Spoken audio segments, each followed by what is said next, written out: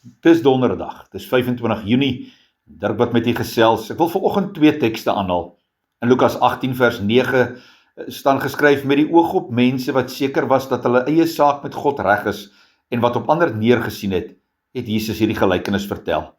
En dan lees ons hoe Paulus in Romeine 12 skryf: wees eensgesind onder mekaar. Moenie hooghartig wees nie, maar skaar julle by die nederiges. Moenie eiewyes wees nie. Die verbasendste vraag wat Jesus op 'n keer aan die Joodse leier gevra het was: waarom noem jy my goed? Wat 'n ongelooflike vraag, komende van die enigste een wie God werd geag het om te sterf vir die sondes van die wêreld. Natuurlik het Jesus geweet dat die man dit net as vleitaal of ironie bedoel het, maar hy sê verder: niemand is goed nie, behalwe God alleen. En wanneer ons oor die persoon van Jesus nadink, besef 'n mens dat hy God is, en tog het hy homself verneder deur die gestalte van 'n slaaf aan te neem. Hy het homself verder verneder, hy was gehoorsaam tot in die dood, ja, die dood aan die kruis, sê Filippense 2. 'n ongelooflike voorbeeld vir ons van ware nederigheid. Baie mense het Jesus toe nie geglo nie, en baie glo hom vandag nie. Tog glo baie mense werklik dat hulle goed is, en in werklikheid dikwels beter as ander mense is, en verdien om daarvoor erkenning te kry. In die gelykenis van die Fariseer en die tollenaar maak Jesus dit duidelik dat beide mans sondaars is en beide het 'n behoefte aan verlossing, selfs al is die man van God op die oog af meer respektabel as die tollenaar wat baie mense as 'n skelm beskou het.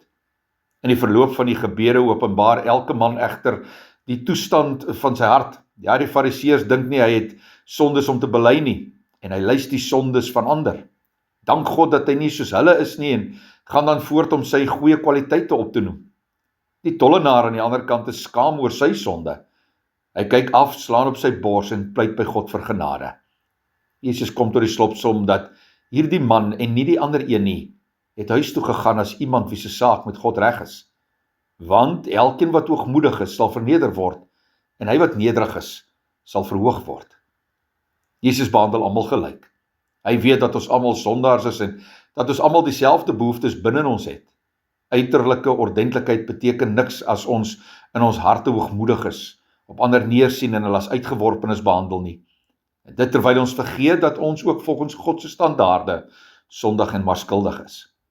Indien ons soos die tollenaar 'n nederige hart het, sal ons ons skuld erken, ons sonde bely en God vra om genadig te wees, en dan wegstap met 'n ligter hart, gereed om te dien. Here, dankie dat U alleen goed is, en dat U die twyfel in ons harte verwyder. Verander ons harte en ons denke sodat ons kan sien dat ons nooit goed kan wees nie, hoe hard ons ook al probeer, maar dat ons in staat sal wees om in U oë aanvaarbaar te wees deur die bloed van U Seun. Amen.